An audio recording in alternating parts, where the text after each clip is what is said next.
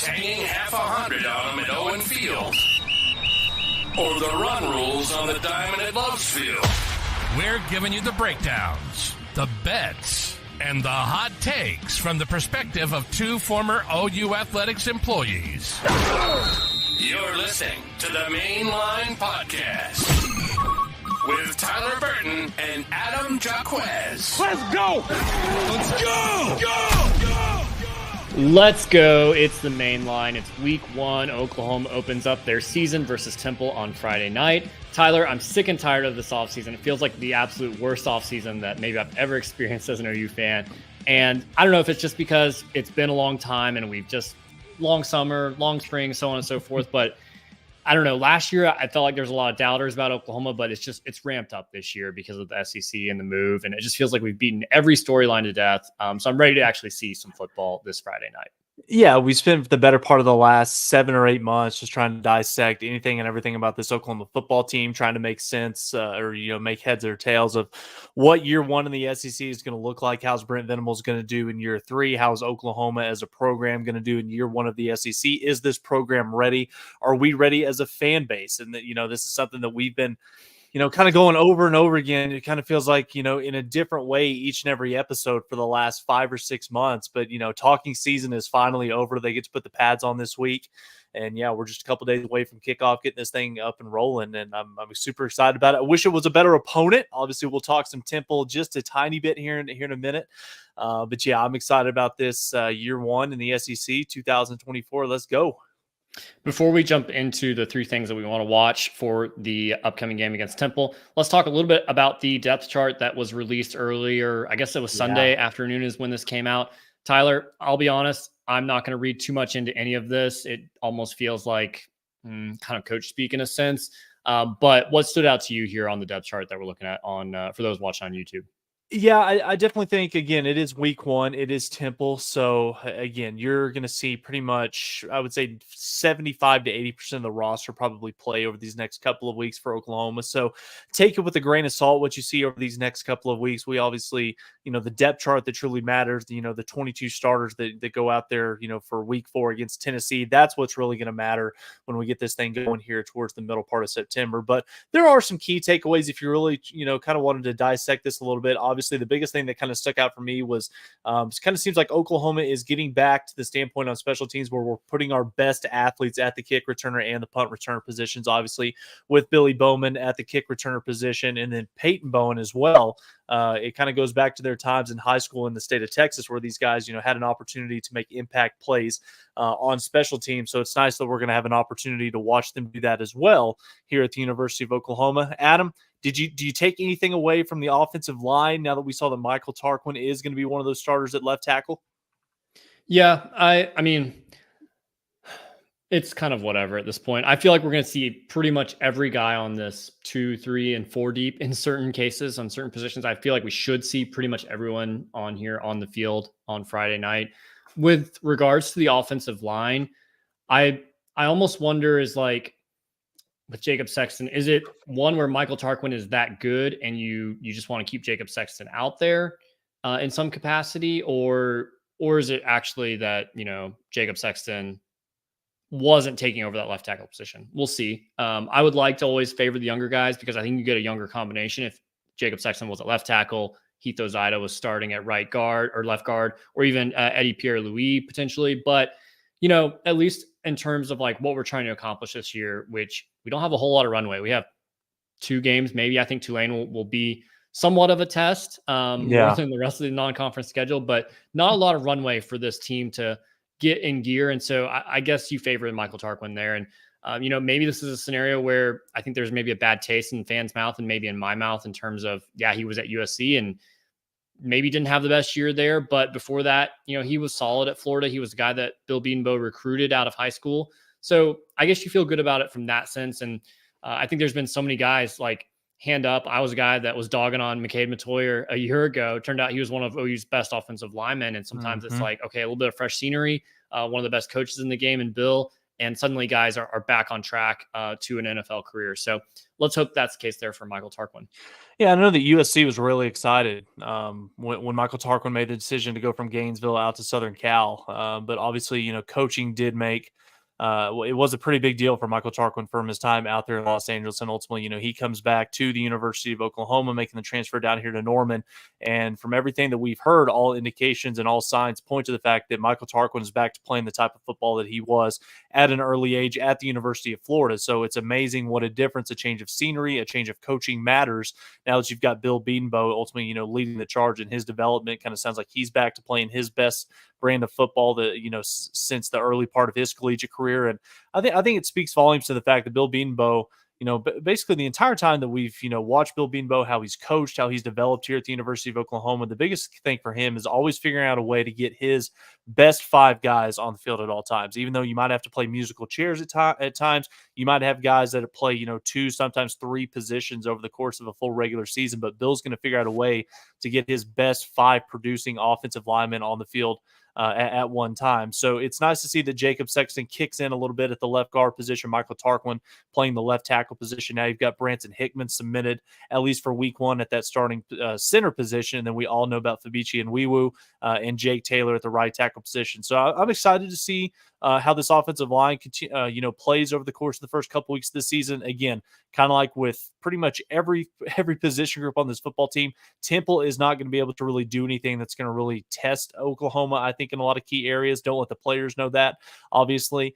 But yeah, I don't think that this is going to be a weekend where you learn too much about this Oklahoma football team. That's going to continue to, ramp up more and more as the competition gets better and better as we move closer to that Tennessee game. But Adam, one last thing that I did want to touch on here. 5 starters at the cornerback position, a lot of oars between those, 2 sides at the cornerback position as well. And I thought that it was interesting. Obviously, we know a lot about Gentry Williams. We know a lot about Woody Washington. And to an extent, I kind of feel like we know a little bit about Kenai Walker as well, guys that have played, a considerable amount of snaps in an Oklahoma uniform. But there's 2 guys in Des Malone, the newcomer, the transfer out of San Diego State, that we haven't seen play football at the University of Oklahoma, the perfect SEC model when you look at a prototypical SEC corner, the size and the stature that Des Malone possesses. Same thing to go for Jacoby Johnson, one of the best overall athletes on this football team, one of the best athletes, period, on the Oklahoma defense. Coaches, Jay Valai, Brandon Hall, Zach Alley, Brent Venables on his coaches show, continuing to praise what they've seen from Jacoby Johnson. So it's just a matter of him being able to get out there and get those reps, get more comfortable, and get more acclimated to playing this style of ball at this level, Division I football in the SEC. So I'm really excited, the rotation, how that's going to play out, having 5 different corners that you can throw out there at any given moment on Friday night. So I'm excited about that as well. Yeah, it's one that I was just about to bring up, because I feel like on the offensive side of the ball, you'll be able to tell from the rotations kind of, I think, who the coaches like in that first string position, just because there's chemistry, there's rhythm to the offense, whereas at cornerback, it's less impactful to the other positions. So I think we will see a really healthy and early rotation from those 5 to 6 guys that are on that depth chart there. So I don't know how much we'll be able to glean too much, but I am curious to see whether it's that position or others. Is there young guys that are going to do something? Sure. Hopefully in the first half, maybe not the third quarter or fourth quarter if that game is out of hand, but are they going to be able to do something early on that can kind of help cement their status of, maybe it's Jacoby Johnson, maybe it's Des Malone that, I know Des is not a younger guy, he's a senior, but hey, I'm going to take hold of this position, and, that right cornerback position maybe is locked up potentially. So that'll be interesting to see just from that and other positions as well.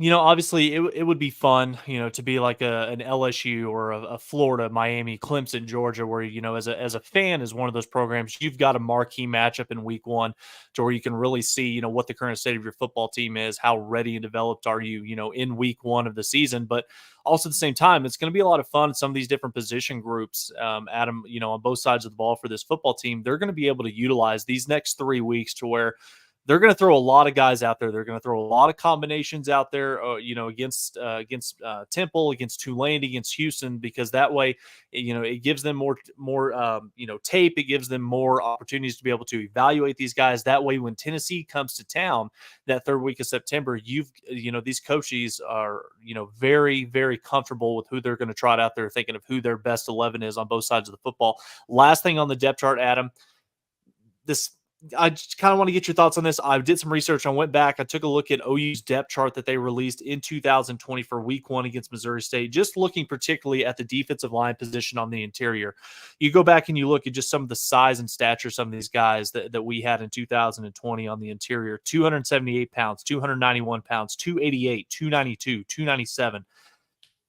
Fast forward all the way to 2024. Now that Brent Venables and Zach Alley and Miguel Chavis and Todd Bates are the coaching and leading the efforts on the recruiting trail. Now you've got guys 312, 330, 297. Guys out on the edge as well that are bigger, in size and stature. So it's nice to see that Brent Venables, his philosophy, both as a coach, both as a recruiter, is continuing to take shape at the University of Oklahoma. And now that we're moving into the SEC, you're starting to see some of these guys that have those, bigger frames kind of come in and, continuing to be developed both by Jerry Schmidt, but both by the coaching staff as well. And it's nice to see some of those changes in the philosophy with which Brent Venables likes to recruit and with the way that he likes to coach as well.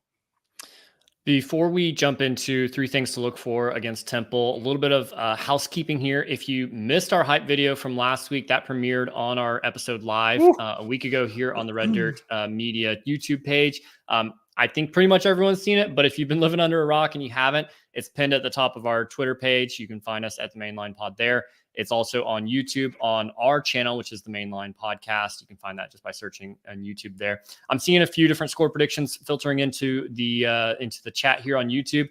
We're going to feature those at the end of the show. We're going to do our score predictions. We're going to go through our best bets, and we'll feature some of y'all's score predictions there as well. As far as Temple, looking at the Owls, obviously not a very good team. They are not in the MAC. They're in the American Athletic Conference, but in my mind, if you've been paying attention to the Group of 5, the MAC is the conference that's been hurt the most by the portal. They don't have the resources NIL-wise, and Temple looks like a MAC school in that regard. 45 new players on the roster, a lot of portal churn, including their quarterback last year, Kurt Warner's son, who went to Rice, which, like, if you're losing transfers to Rice, something's wrong. Probably not in good shape there. So as far as like who to look for on their team, there's really no one, but what they do is kind of cool. They give a single digit number to really the toughest guys on the team, the guys that are leaders. So I think that's a really easy way to identify, who's going to be one of the tougher guys. And then kind of a fun one that I noticed, one of their walk-on wide receivers who does play quite a bit, his name is John Adams. So you got to love that coming from Philadelphia. I know John Adams is a Massachusetts guy, but a founding father out of Philadelphia. I like that. I thought that was cool. But you're not gonna get that tidbit on any other podcast. Nowhere else will you get that type of Temple information. Tyler, I know we talked about our top 3 things that we want to see out of this game. Maybe they're related to the Owls, but probably more likely they're related to Oklahoma. What do you got up first on that? Yeah, and again, this is one instance where the opponent is really not going to be able to really highlight anything, any deficiencies, anything that Oklahoma is going to be able to struggle with. At least you would hope not, in week 1 of the season. But, the first thing that I'm really excited, looking forward to for this upcoming Friday night is definitely the defensive backs, particularly the youngsters and the newcomers, whether it's Des Malone transferring in, even though he is a senior, has played quite a bit of football, but this is his first time that we're able to see him in an Oklahoma uniform. How's he going to look out there on the field in Zach Alley's scheme? Jacoby Johnson is another one that I'm excited. Ultimately, coming into the University of Oklahoma, from his time in high school, he was predominantly a wide receiver, but he was such a good athlete that when he got to campus at Oklahoma, they thought this guy has an opportunity to be an elite defensive back, given a little bit of training, a little bit of development, and coaches are raving about what Jacoby's, been able to do over the course of fall camp. So excited to watch him, put it on Friday night. And then you look at the safety position as well. And I know that we saw, some flashes of Peyton Bowen a year ago. But I'm really excited now that we're going to see Peyton Bowen, in a starter type role where he's going to get, 60, 70, 80% of the snaps. So excited to see how Peyton looks, how he's moving around out there. But Adam, the guy that I talked about, a couple of episodes ago when we were doing our defensive preview, the guy that I'm most excited to watch on this Oklahoma defense It's the true freshman out of the state of Kansas. It's Michael Boganowski. We got a small taste of it in the spring game. Again, I know it was a spring game. I know it was vanilla, but you watch this guy play, the tenacity, the intensity, how the way that he approaches this game with his hair on fire. I'm excited to watch Michael Boganowski, lay the wood out there as a defensive back at Oklahoma. Teddy's raved about him. Roy Williams, Rufus Alexander, Curtis Lofton have, done nothing but sing this kid's praises since he stepped on campus here at the University of Oklahoma. So excited about Boganowski. Cannot wait to look at this, new batch of defensive backs that Oklahoma's going to throw out there on Friday night. My number one is going to be from the defensive line, and it's no excuses. A year ago, we saw Arkansas State come to town. I don't think Oklahoma registered a single sack, and the storyline and narrative after the game was, well, they were max protect, they were throwing the ball out fast. There's just nothing you can do. There's nothing you can do.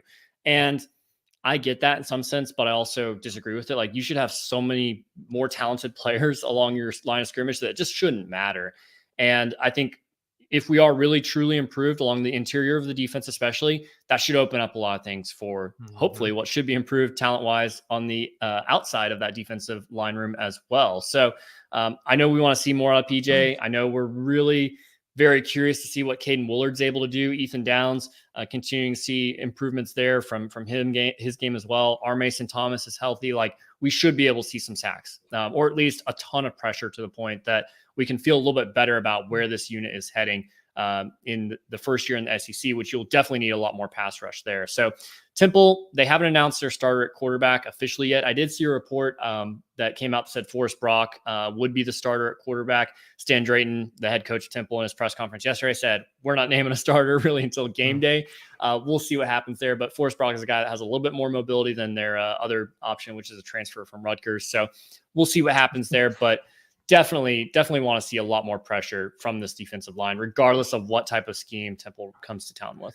Don't really think it's going to matter who the Owls trot out there for their first possession. But Adam, I think that's a perfect segue into my, second thing that I'm most looking forward to see on Friday night. And that's the true freshman, Jaden Jackson. On Friday, Jaden Jackson, he will become the first Oklahoma true freshman to start a season opener since Tommy Harris in 2001 at the defensive line position. And, this is a guy that all the accolades, all the storylines were behind David Stone when they got his commitment, but it kind of felt like Jaden Jackson, when you kind of dove into it a little bit deeper, you listen to what Todd Bates, what Brent Venables said, what some of the recruiting analysts, whether it was with Rivals, On3, 247, Jaden Jackson kind of felt like the guy for this Oklahoma recruiting class a year ago, coming in as a true freshman. He was going to be the guy that would have an opportunity to make the biggest impact day one in Oklahoma uniform. And from his time since he's got on campus here just a few months ago, he's had a phenomenal fall camp. He's really put himself in a position to where, he's starting over a senior, plain and simple, Adam. So this is a guy that clearly Brent Venables, anytime that you're comparing a true freshman to a young Dusty Dvorak, you're obviously doing something right. And Jaden Jackson is certainly doing that. So I'm really excited to see how Jaden and this defensive line group is going to look on Friday night. My number two is in the tight end department there, and it's, can we break what was really the high watermark last year, which was against West Virginia. It was all that production came from Stogner. He had 4 receptions, 69 yards, 1 touchdown. I think 75 yards and 1 touchdown from the tight ends would be spectacular. Any combination, whether it's Bauer Sharp, could be, Caden Helms, Cade McIntyre. I don't care if it's, all piling up stats in the fourth quarter. I just want to see some production and some focus there. And I think we will see that early and often. I think they'll want to get Bauer Sharp some opportunities, especially if you're inside that 15-yard line range of the end zone there. So I just want to see some production out of that tight end room. And I think in game one, if we can beat the best that we did all of last year, I think that will make a marked improvement and be a huge sign of everything that we got going there. So that's my number two. What do you got for number 3 there, Tyler? That leads right into number 3 for me, and it's the tight end position, particularly Bauer Sharp. And he's another guy that we've heard all offseason how this is the next great Oklahoma tight end. Now, I don't think that people are, out here going out on a limb saying that he's going to be the next Jermaine Gresham or be as productive as a Mark Andrews. But when you look at how underutilized the tight end position, how underwhelming production has been from this position group, really since Braden Willis graduated and is now a member of the San Francisco 49ers, it's kind of been a liability for lack of a better word, for Oklahoma offensively. So now you've got a guy that's, is a former quarterback, has got the size, the strength, the athleticism, but also the football IQ as a tight end to be, I think, a true weapon in this Oklahoma offense. Now with Seth Luttrell leading the charge, combine that with Joe John Finley, a former tight end as well. I think that Bauer Sharp is poised to be, a pretty valuable asset and a big weapon for Jackson Arnold this upcoming fall. And I'm excited to watch, this offense be able to deploy Bauer Sharp starting on Friday night. Can't wait to see this guy, in Oklahoma uniform, see him go out there, move around, make some plays, catch the football, block when he's lined up on the line of scrimmage. I'm excited to watch Bauer Sharp. Bauer Sharp, not ashamed to admit it. Good looking guy. Didn't realize that until we're starting to see some interviews there. So, we'll see if his play matches on the field. But my last one. Oh, sorry. Go ahead. Caden Ross in the chat. Yes, that is a Yo Pablo Cup. Absolutely. And I believe that they're. Are they still in business on Campus Corner? I don't think so. Man, those restaurants on Campus Corner just go in and out so fast. Like I can't keep track of them. Well, we can save that for another discussion. They almost need to just tear the whole block down and start over. My last one here for things I want to see versus Temple. Mm-hmm. This one's from Jackson Arnold. I don't want him to win the Heisman in week 1. I know what he's capable of as far as fireworks and being able to throw it all over the field. I don't need to see that in week 1. I really just want to see his control of the offense. I want to see control of the tempo. I want to see him, just take the opportunities that are there in front of him, have a highly efficient game. We know that he's working with a new offensive line. We know that the wide receiver room might have some injuries that affect, who's available to him. But I just want to see control of the offense, and take what the defense has given him, save the fireworks for a little bit later in the year and just be completely in command, completely in control. And I think that just works into the whole mental aspect of it. And I think it's a little overblown. People saying he's got a turnover problem or anything. Like, he played one game where he had 3-4 turnovers, like his first ever start. I think he'll be all right there, but obviously we want to see the mental side of that and him just have a really clean, effective game. Adam, I'm really curious to know what Seth Luttrell is going to do this upcoming Friday night. Does he use this week 1 as an opportunity to basically just say, Jackson Arnold, here you go, light it up, try to throw for 4 or 5 touchdown passes, throw for 350 plus, and, give yourself some confidence as a young quarterback, making his, first true start in Oklahoma uniform at home to kick off the 2024 season? Or do they take a different approach to where they try to run the ball for, over 300 yards? And honestly, as an Oklahoma fan, as, 2 guys that, cover this thing religiously, Adam, I would like to see Oklahoma run for, 250 or 300 plus. I'd like to see a couple of those backs, whether it's a Sawchuk, a Barnes, a Taylor Tatum, go for, north of 100 yards and, a couple of touchdowns. I think that as long as Jackson Arnold goes out there, I'm not expecting him to light the world on fire in week 1, but if he goes out there, he takes care of the football, takes what the defense gives him, but also connects on a couple of those deep balls, whether it's to Deion Burks or a Brendan Thompson, who is another guy that's continuing to get showered with praise from this coaching staff after a phenomenal fall camp. But I'm very curious to see what Seth Luttrell, how they go about attacking, not just this Temple offense, but what's going to be the blueprint in week 1? How do they find success? What are they going to measure this week, in terms of success? Is it going to be running the football for 300 plus? Is it going to be balanced? Is it going to be a turnover free game from Jackson Arnold? I'm really excited to watch how Seth Luttrell and Joe John Finley kind of deploy this offensive game plan in week 1. It was like a weekly tradition every Saturday, me texting you about Jeff Levy's play calling choice. I know there's so many RPOs that are running Jet sweep football that, well, it was, hey, we ran 16 plays through the first quarter there, and only 2 of them were handoffs to a running back.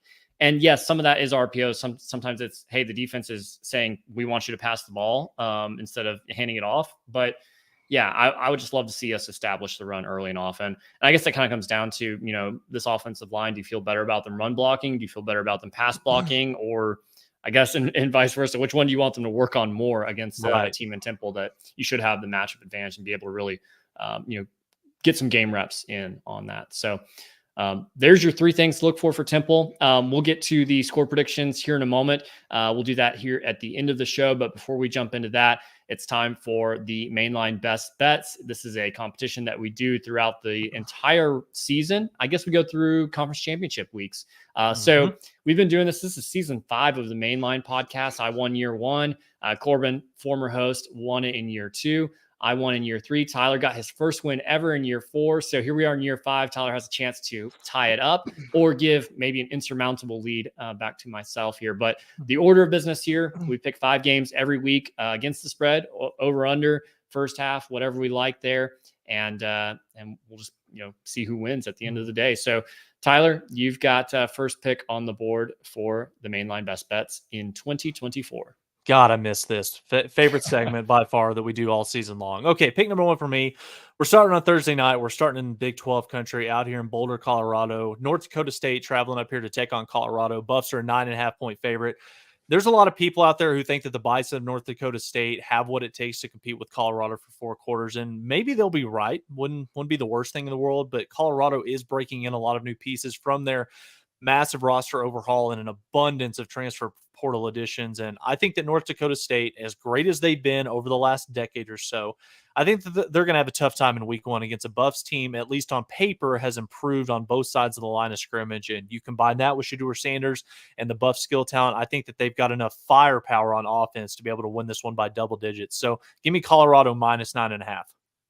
Buffalo versus the Bison. You got to love that matchup. I'm going opposite that game on Thursday night for my week 1 pick, or my first overall pick here. UNC traveling up to Minneapolis, take on the Golden Gophers. I believe it was reported that Darius Taylor, the running back for the Gophers, is out for this game, and that line has moved to favor UNC by 1.5 points. But I'm going to take the Golden Gophers to actually win as the underdog at home here. I like Max Brosmer, the FCS transfer out of New Hampshire, and the identity of this Gophers team doesn't change based on, their running back being out. I think they'll be able to be just fine with Saya Bangora, the Ohio running back transfer. And, early in the season, that's Marcus Major's season. And I think I didn't realize this until a few weeks ago. Marcus Major is now at Minnesota, still has a year of eligibility left. So we'll see if maybe he can get some action there as well. But I like the Golden Gophers to actually win it at home against a UNC team. Replacing Drake May, we'll see who they start. It might be Max Johnson, the transfer from A&M. But they've got a lot of new receivers there. So I just like the style of that Minnesota team to be able to take it to UNC. I had that on my list, but I couldn't let it crack the top 5. But I like that pick, Adam. Like where your head's out there. Pick number 2 for me. Biggest game of the weekend. Kicks things off on Saturday with an 11 a.m. kickoff inside the Mercedes-Benz Stadium in Atlanta, Georgia. It's Clemson Tigers versus the Georgia Bulldogs. Over under on this game, Adam, is set at 48.5. And I know that the big storyline right now is going to be, Dabo versus Kirby, Carson Beck versus Cade Klubnik.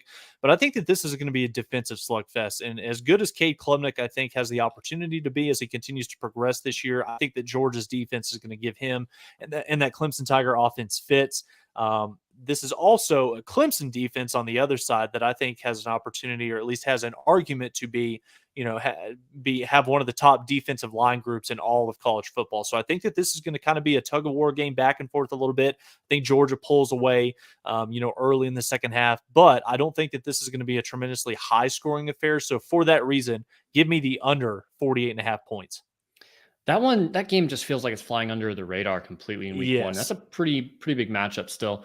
My number 2 pick, I'm sticking on Thursday night. I'm going Coastal Carolina at Jacksonville State. The Jacksonville State favored by 2.5. Coastal Carolina, just not the same program after Jamie Chadwell left and went to Liberty. And I think you'll see that continuation happen in year 2, getting away from that Chadwell era. Jacksonville State, on the other hand, you've got Rich Rod. He plays multiple quarterbacks. Any other team, I'd be like, don't love that. But I like what they're able to do. The Gamecocks there offensively, I think they're going to be able to cause a lot of trouble there.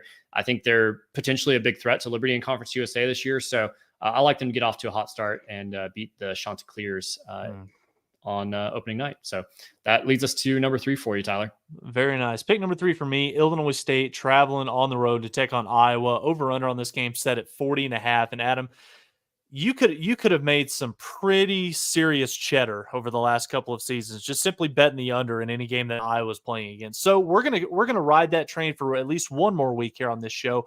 Kirk Ferentz will not be coaching, but this Hawkeyes defense is so damn good that honestly Illinois State might not even score in this matchup on Saturday. So for that reason, I do not trust the Hawkeyes offense to be able to put up 40 points in this one. So I'm taking the under 40.5. This feels way too high, feels way too easy. It's got me a little bit scared, but hey, if it looks good, it might just be good as well. I have had a lot of fun betting Iowa unders over the last couple of seasons here on the main line. Yep. Welcome to the party. I couldn't pull the trigger on that one. My number 3, I'm going to kind of with a strategy here of just picking against a bad team in UMass. Eastern Michigan heading on the road to play Massachusetts. The Eagles are a 2.5 point underdog heading on the road here, but I like Chris Creighton. I like the culture that he has. He's been at Eastern Michigan for a long time. And I'm just kind of betting against UMass just not being a very good team. They got rated in the portal quite a bit, any of their players that were good. So give me Eastern Michigan to go on the road and cover that one. All right, pick number 4 for me. This is probably the game that I'm most looking forward to this weekend. Notre Dame going on the road down to College Station to take on Texas A&M at Kyle Field. A&M currently a 2.5 point favorite. The line on this game, Adam, actually opened with the Irish favor by more than a field goal, but public opinion, Vegas has swayed this one back in the favor of the Aggies. And this is a huge one. Obviously, College Game Day is going to be in town. This is going to be a primetime matchup. The return of Connor Wegman after a season-ending injury a year ago for the Aggies. He was one of the better quarterbacks, in the SEC last year before getting hurt. Year one of the Michael Elko getting kicked off in a big way against the Irish.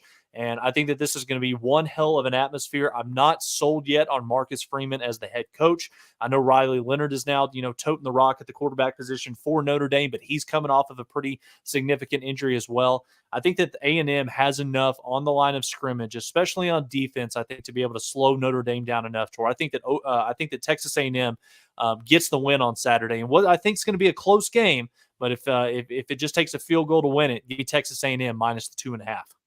A few weeks ago, we did our Heisman predictions, and I went a little wild card there and picked Riley Leonard out of Notre Dame.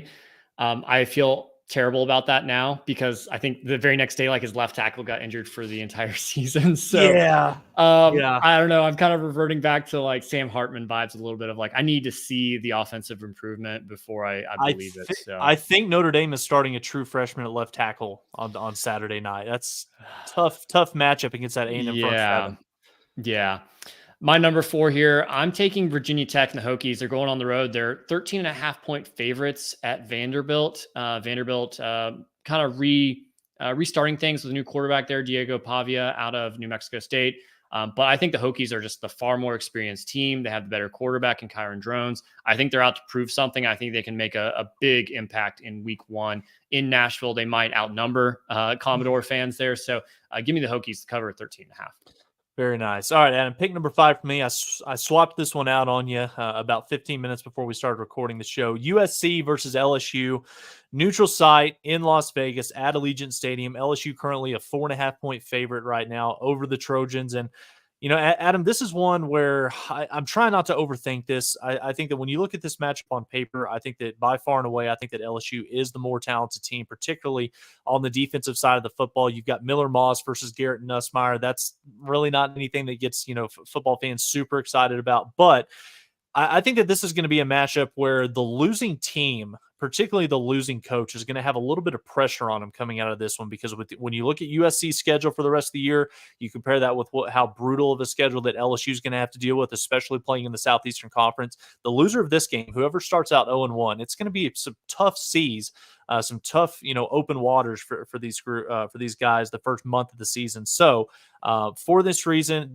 I don't think that there's any way that Brian Kelly loses 3 season opening marquee games in a row. It's in Vegas. I think it's going to be a fun atmosphere. The fact that we get this game standalone on Sunday night, I think that LSU makes a statement in week 1.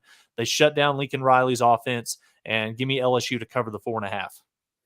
I also went out to Vegas for my final pick, but I'm taking the over. I like the first half number a little bit better than the full game. So that's where I went here, 33.5 points in the first half combined between the two teams. It's hard to pick USC games because there's obviously an emotional component there as an Oklahoma fan. So I like the over a little bit better there. two new quarterbacks. So we'll see. It's a little risky, but yeah, that should be a really fun one. Kind of sucks for LSU fans. 3 straight years where you're not starting your season in either your home stadium or someone else's home stadium. That doesn't feel right for college football, but there's our picks for week 1. Shame or glory will follow from here for whoever has the worst week, and we'll continue this through the rest of the season. One of our favorites that we do here at the Mainline podcast. Absolutely. So that's going to take us to our final segment of the show, which is score predictions here. We've got a couple of them here in the chat. Sooner State Sports Cards says Oklahoma 75-0. Trending with Tate says 56-3. Dominic O'Neill Brown gives us 52-12. I'm assuming that's 4 field goals for Temple, not 2 touchdowns with missed extra points. And then Richard Yellowhawk 45-3 Oklahoma. So obviously a big spread here. I think it's 42.5 points for Oklahoma. Tyler, I'll let you lead us off here with your score prediction. Yeah, I'm going to keep it short and simple on this one. Temple is not a very good football team. Oklahoma should be able to do anything and everything that they want on both sides of the football on Friday night. The biggest thing that I'm going to be looking for, obviously, Jackson Arnold taking care of the football, the Oklahoma running attack, and they get things going on the ground. And then, this defense, we've heard about it all off season, especially over the last, 5 to 6 weeks of fall camp, how many people out there close to the program, former players that have had an opportunity to go out there and watch these guys compete, over the course of summer and fall camp. They think that this has the potential to be the best defense that Oklahoma's had since 2011. So, that's saying something, especially, with the schedule, with what Oklahoma's got, out there in front of them. But I'm excited to watch this defense fly around and make plays. So I'm not going to go out on a limb and say that Oklahoma's going to pitch a shutout. I don't think that that's something that's going to happen. But I do think that Oklahoma does cover the 42.5 number here. Give me Oklahoma 56, Temple 10. Oklahoma runs away with it. I really wanted to pitch a shutout or predict a shutout. It just feels like, this defense, they did it last year against Arkansas State.